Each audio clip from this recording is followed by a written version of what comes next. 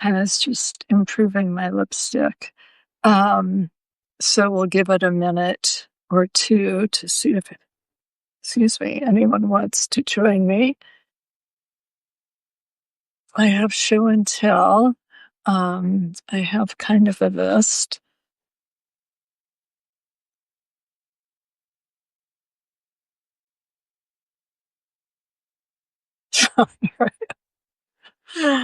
Not really chatty this week, surprisingly enough. Oh, so the Blue Angels are just going over. They're practicing for. They will do something this weekend. I think they do it twice, once on Saturday and once on Sunday. Um, it's Seafair, which is a long-standing event here in Seattle, although, at this point, loathed by locals, unless you have small children or you're going to some of the festivities. So it just means increased traffic, and we are having some repaving done on Interstate 5. And so traffic has just been a nightmare. And Seattle's one of those places. So we have water on both sides of downtown Seattle, which is basically where I live, or, the proper area of Seattle. And so the freeway goes through downtown, or just to the east of downtown, and they can't really expand it because people live there. And, everybody thinks that they should cap it and build on top of it because there they go. We don't have enough housing here. And because we're hemmed in by water, we're limited on the land that we have. And they completely cut the city in half, putting in the freeway back in the early 60s. I recall when it was completed. So anyhow, that's not what I came to talk about today, but I really think they should do that. They actually took down the viaduct, which had further cut between downtown and the waterfront. And I don't know how long it was there, but it was, again, it was the original highway that cut through there. And as they developed more on the waterfront and near the waterfront and in neighborhoods that had been kind of decrepit, these citizens eventually voted to take down the viaduct, and they put in a tunnel, which of course they screwed that up. Yeah, we're not really happy with the highway department. They're doing improvements down the road that are going to disrupt that part of the neighborhood for like 3 or 4 years. And it's to put in bus lanes, but they just put light rail that's going in across, like, anyhow, local government. And of course, City of Seattle wants people to stop driving. And my observation is that's not going to happen. And the only thing they can do is improve how people can get to public transit. I mean, we love it. We live within a half a mile of it. It's super fast. From the time we get on the train, it takes 3 minutes to get downtown, 5 minutes if we're going a little further downtown, or we can go north and to get to the University District. Again, it's probably like 5 minutes. So we love it and we use it as much as possible. But, not everybody can walk a half mile to the train or has the time to coordinate to get on a bus and get onto a train. anyhow, these are the things I think about when I'm not thinking about knitting. So let's see, I'm getting ramped up to do a beta version of Knitter's Math, which is has always been kind of a big class that I did, and I'm breaking it down into what I'm calling small bites. So we're just going to do like, well, the beta version, I have one seat left. If somebody wants it, you need to direct message me or email me. So we're going to do 2 lessons on using spreadsheets and then 2 lessons on the actual math. And I anticipate by the time we finish with our month of classes in August that you will be able to change the gauge on a project and or change, the number of stitches that you're going to cast on at the gauge that the project is worked. So, and then I'll keep offering these Knitter's Math classes, and we'll just keep going deeper and deeper.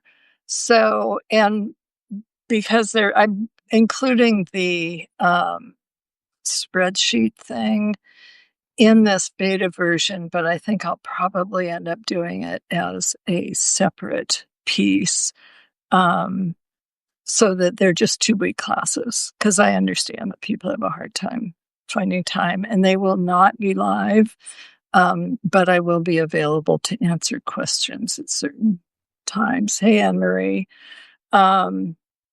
So anyhow, I've been trying to get ready for that. And I came back from having taken Mitch to get his first cataract surgery yesterday, and I just was exhausted. And so, sorry, Blue Angels again. My neighbor's out on his deck. We have these second floor patios and doing a little cleanup. So anyhow, we came back through traffic, which I don't really ever drive. So yeah, I take myself to the hairdresser once a month and to the dentist. And otherwise, I don't drive a lot because I have no need to, because Mitch will always drive me places. But he's not going to be able to drive until he gets his heals from his second cataracts and gets a new prescription. So I'm going to be in charge. But what's really funny is he is such a control freak that he bosses me even when he's like woozy from all the medication that they've given him. So last night or yesterday afternoon, we came out of the, day surgery place where they do the eye surgery. And he's like, got no depth perception because his eyes have been so dilated. And so I have like hold of his elbow and we're going down the stairs. I'm counting the stairs for him. And we get down to where it's flat near where we're parked. And he says, okay, so pull the car out because I don't want to try and get in. I might hit the other car. So I pull the car out. He's like directing me how far to pull out. So he does not give up easily, and he couldn't really read the directions on the phone, but somehow we got the guidance system on the car to tell me what to do. I have like no sense of direction, and I don't really ever drive. So yeah, I'm noted for getting lost, but I had been really careful on driving over and noted how you got back out. And so it was on the other side of Lake Washington, which is a huge lake. And there's 2 floating bridges that go across it. One goes to, well, the north end of Bellevue, and the other one goes to Mercer Island and then to the south end of Bellevue. And so I don't ever cross. As far as I'm concerned, if it's across the lake, I either order it or I don't need it. Um, so we did decide that we might go across the lake to get Chinese food, which no longer really exists. No good Chinese food exists inside Seattle. They've all moved east of the lake. So we may do that. So anyhow, Mitch is at my pleasure. I have to take him all his appointments and so he gets out of the car when we get home. He doesn't like the way I park the car in the garage.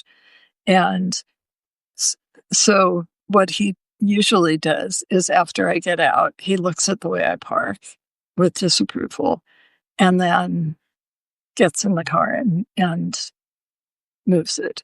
So I just thought, well, I'm going to nip this in the bud. And so I said, do you want to check my parking? And he says, yes, I do. And he gets out of the car and checks my fucking parking and makes me like move back 2 inches. And then I was waiting for him to go into the house first. And he says, put down the garage door. I want to see if there's enough room. This is what I'm up against. So I'm sure it'll be a long 2 or 3 weeks. But good news, everything is great. He's already, doing better than, in the 25th percentile. So I've been knitting other people's projects lately and wondering where I put my beautiful crochet project. So I do want to show you that. So this is the 4th in our Sizzling Stitches. And so it's kind of cool. Ooh, I just saw the Blue Angels. You do it on these narrow pieces, which is great because I can use my short DPNs. And then you just keep adding on tiers. And so this one was just an eyelet pattern, and it's like the headband to go around your head. And then the rest of it is supposed to hold your hair, which of course we know I don't have any of in the back. So this is like a butterfly stitch. And then over here now I've added in a floral that has an eyelet. And of course, there's an eyelet with that isn't, can't see it really, but not bad to work because you're only working on 11 stitches and you're joining as you go. So that's nice. And then you do a 3 needle bind off to join the, I don't know whether that's the bird, I guess that's the horizontal. So I actually got into bed last night at 9:00. I have not done that for a very long time, except when I'm sick. Oh, there's my crochet. No, it's the brioche. Well, I'll either remember where I put it or I won't. Is that it? Nope. What was I just saying? Oh, who knows? So this is the first of the scarves. I obviously have not trimmed my ends. Oh, and I had this hanging up because I'd glued the ends, and so I need to just clip them. I added that little stripe in and then put that. I literally used what I had of the orange yarn except for 2 feet, which I love because now I'm gotten rid of that. I did the crochet. Jesus, what did I do with it? out of another yarn, maybe it's over here, that I had left over from a project. And I hadn't crocheted in 55 years. I figured the last time I crocheted was probably when I was 15. Could have been even younger. So that was fun to relearn that. Had to do a lot of ripping out. So anyhow, this was the first scarf. And then the second one was mine, which is just a long scarf with GSRs. So I have it in this, and I have it in this, which I'm going to add beads to. And I have it in this, again, leftovers, which I did put beads on and I love, but I need to anchor the beads, the bead yarn. And so then the crochet project.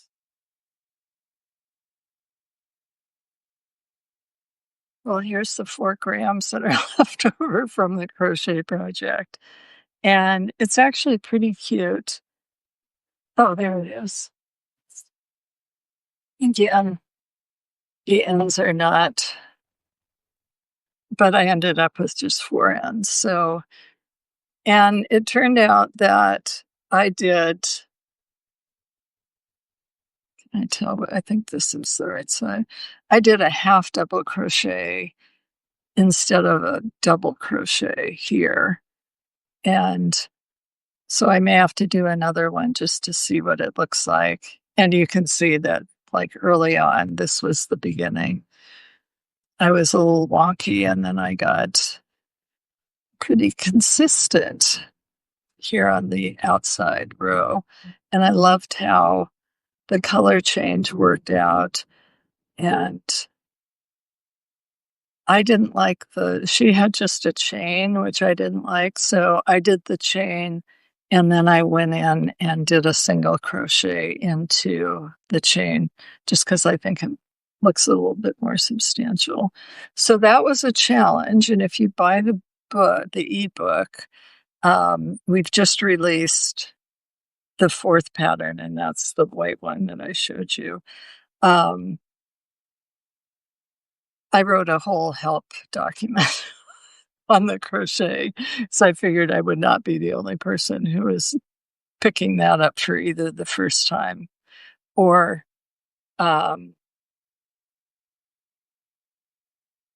relearning. So this is trying to decide which side is the right side. Well, I guess if I can't tell, it doesn't matter. So this is the 5th design.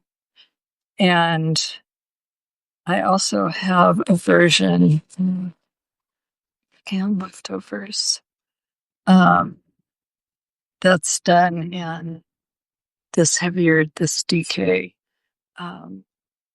wool and linen that I love. And I'm going to put some beads on it just because I think it's kind of plain. And if you're like me and kind of like, what do I need things to tie my hair back with?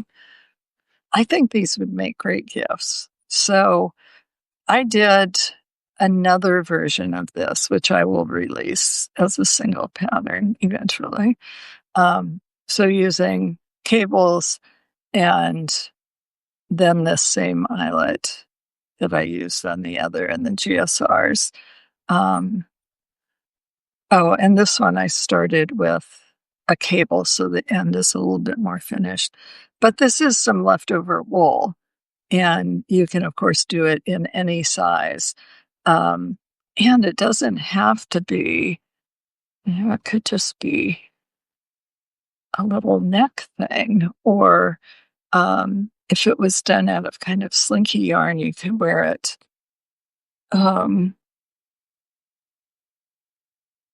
you know, turn it around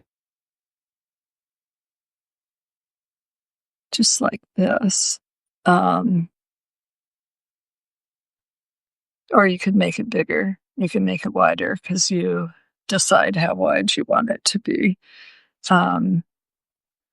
So I've done a lot of videos in the last couple of weeks. I bought this webcam, and it's really great because I just can leave it kind of set up and then I'm ready to go, and I don't have to transfer it from my phone and all of that.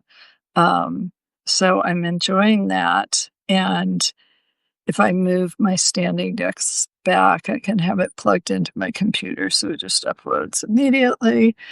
I need this. That was why I haven't done the beads on that. And I made my I-cord for this button. Again, it was just waiting for glue. I haven't had much time to attend to details this week. So my idea is to have this as like a loop that you can use to hold the neck scarf into place. Other exciting doings out here. They're giving us an official crosswalk at our corner. There's a huge park just a block away. And so we have bike lanes. They're putting in 2 crosswalks. They may be signaled. I don't know. And they're putting in some barriers so cars won't hit pedestrians and people. That was a good thing. So it'll just look like that. Very tailored, of course, without the strings. So I need to finish that up. We're not having cocktails tonight because Mitch is healing. But I'm hopeful about tomorrow night. So I'll put that into my pile of things I can do while I'm drinking. Last week or the week before, I just needed to knock out some quick projects. So I made these I'd already made some to test how they were. I use these to wash my makeup off at night. I think I just dropped one. And so it looks like I'm all finished, and I should put these in the bathroom instead of having them in here. Another project I am working on is this. So you may have seen photos of this. This is a neckband, and let's see, how does it go? It goes like this. It's a good thing I'm not easily embarrassed. Okay, so there will be a button here. You see? And then this will go around, and it keeps getting wider. So by the time it ends about here, it will be at least as wide as it is now. And I think I need 6 more stitches to have a full pattern repeat. Now I'm actually at the full repeat. So I'm at least going to go even for a while. So I started with it that wide, and I've just been increasing, and now it's significantly wider. And so this is a garter eyelet stitch, and it does this cute border on the side. But something I moved the repeat because I wanted it to not I wanted to not have to move my marker on the last row of the eyelet, and I screwed it up. So I've just been like ripping back and fixing it, and it's a pain in the ass. And it's been on my list all week to fix that, because it's kind of frustrating to realize that, you just repeat it or just finished 12 rows and the last 3 are out of line. And of course, I never notice until I'm 2 rows ahead. So, but this is, lovely wool, that wool and alpaca from a company called Present Tense Yarn. And all she does is develop yarn from locally grown Southern California flocks. So there's a lot of people with alpaca, and I think they're kind of up in the hills a bit, and people who grow merino. So she had that yarn made at Mountain Meadow in Wyoming. It's called Ventura 24. It's 80% merino and 20% Surrey and Hikaya alpaca. 3-ply worsted. It wasn't cheap. She gave me a skein. I had to buy a second one. That's my knitting. Oh, I know. We had. So on Substack, I saw somebody, I was reading somebody's post. Anyhow, there is something called Ravelry Roulette. So apparently the gal she's this dyer, fabulous colors from Arizona, and kind of inspired by the high desert there. And so she has played what she calls Ravelry Roulette, where, she uses a random number generator and says like cardigan and, puts in parameters. And then depending upon when Ravelry comes up with a list of suggestions, she then chooses the one to look at based on the random number generator. So it's called Ravelry Roulette.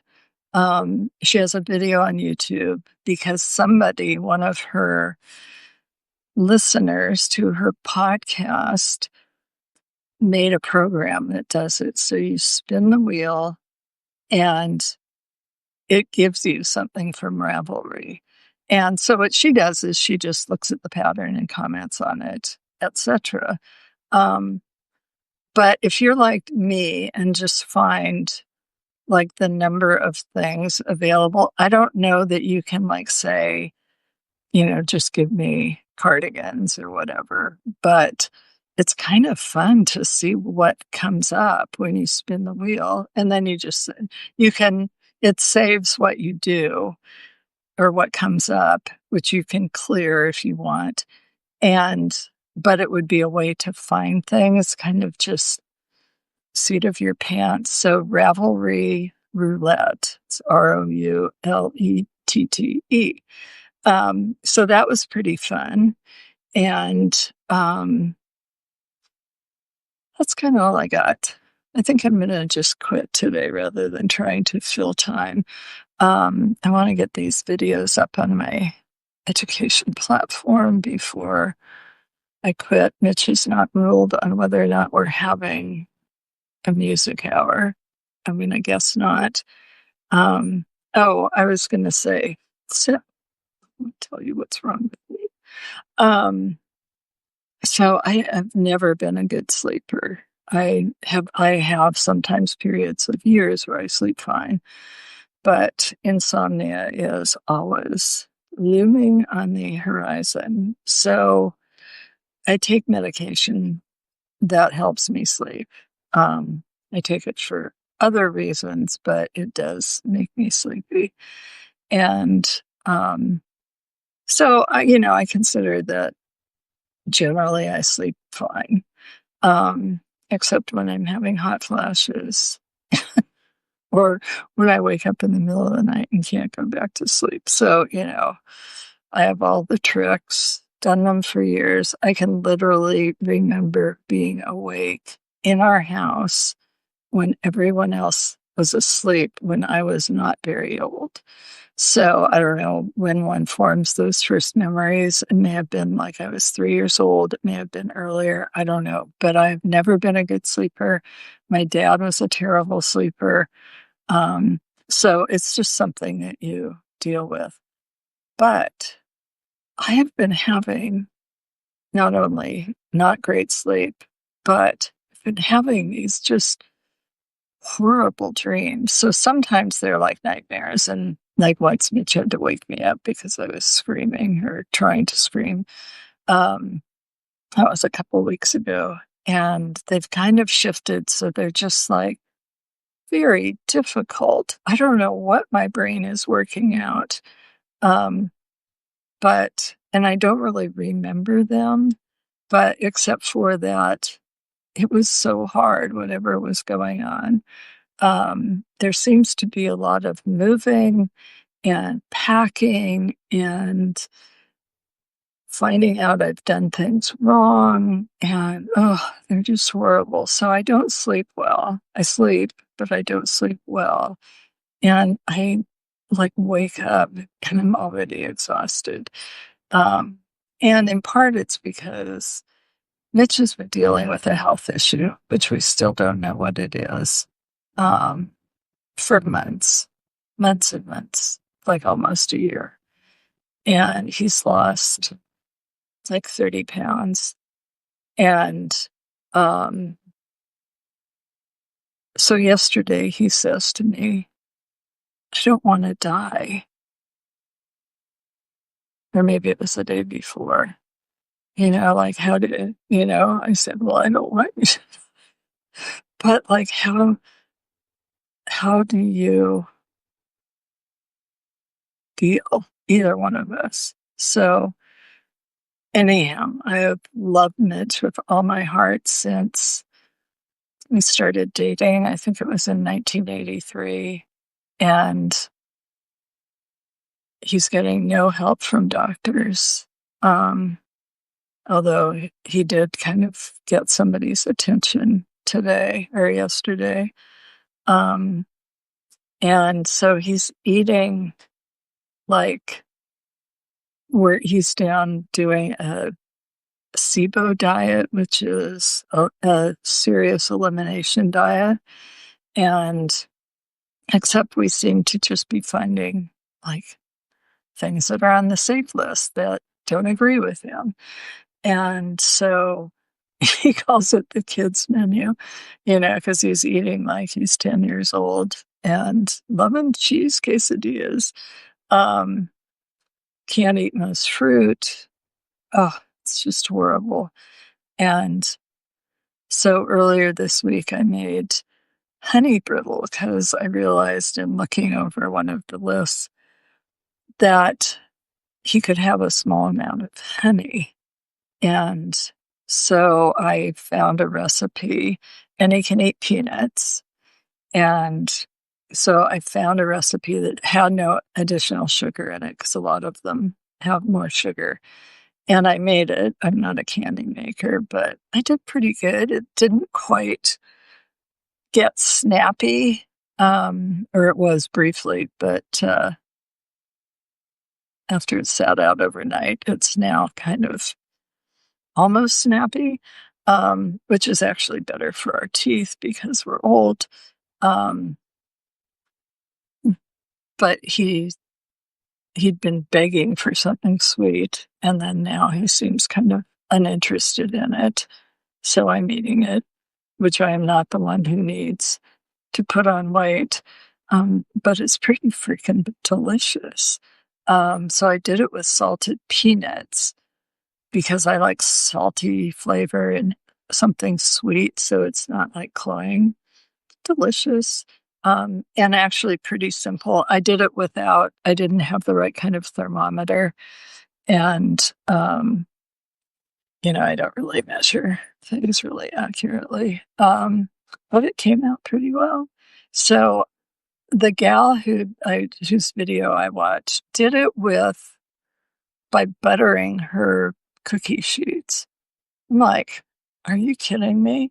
I used parchment paper. It was perfect. I just peeled it off, and I was done and broke the brittle on top of that so I could just like pour it into a container. Yeah, somebody a few years ago said use parchment paper under your bacon if you cook it in the oven. Oh my God. It's great. You just like pick up the four edges and all of the fat is in there and you don't get it all over your pan. It's wonderful. So that was my big cooking thing this week. Otherwise, I'm not getting to eat anything very interesting. My hairdresser said, well, why don't you just make something else? And I'm not cooking 2 meals. I'm eating what he's eating because, yeah, I'm not doing that. I might have done it when I was younger, but I am still eating cherries, which he absolutely cannot get close to. And I'm such a cherry freak that I'm eating them anyhow. I don't care. I am pitting and cutting them up and freezing them. So hopefully, if we ever solve this problem, he'll be able to eat them over the winter because they are fabulous. I just freeze them and, cut chunks off every morning and put them in our breakfast fruit. Delicious. I've also been making this special yogurt. So he's intolerant of lactose right now. So I'm using lactose milk, and then I put in this recommended probiotic. And yeah, it's not bad. I, of course, can't have anything in it, but it's pretty tasty. My first batch was a little, but I figured out how to do it. And then I think I just made my yogurt with some of the lactose-free milk because I didn't look carefully, but it won't hurt me. So that's that. So I think that's been part of any. I think that's why I've not been sleeping well, is that I'm terribly worried about Mitch, although I'm not really allowed to be terribly worried. And then we have the cataract surgery. So yesterday when I got home, I was just beat. So I had to redo my video like 4 times because I kept screwing up the sound. But now it's done. I just need to upload it.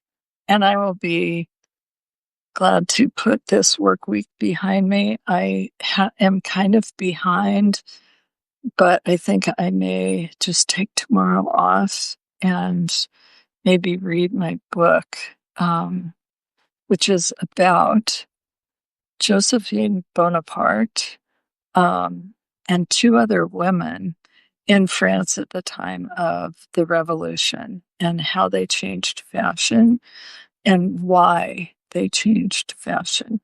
Because it didn't last. I mean, those kind of Grecian dresses were fashionable for a while, and then we went back to the big bustles and huge petticoats and long skirts and all of that. But this woman has written a book on how and why fashion changed in that moment and the 3 women who were responsible for it. And I'm loving it. So I got to read a little extra while I waited for Mitch at the eye doctor today. And I may just lay on the couch tomorrow. Oh, the other book, I actually have 3 books going right now, which is very unusual for me. So the one I'm reading in bed at night, I like rush to get into bed every night because it's the only time I really have to read that book and read until I have to turn the light out. So that book is called Harlem Shuffle by Colson Whitehead. It's kind of in the mid to late 60s in Harlem. A world I don't really know. So that's been really interesting. Um, and it's fiction. And then I'm read during the day, I read at lunch, I read my liberty, equality, fashion book. And then on Sundays when I'm ironing, I'm listening to Not My Type by E. Jean Carroll. And she is a very clever woman. And I'm thoroughly enjoying it. She's reading it, so it's really fun. Um, and that's it. So I'm going to go upload my 2 movies. Have a wonderful holiday or weekend, and be grateful you don't have to listen to the Blue Angels. See you next time. Bye.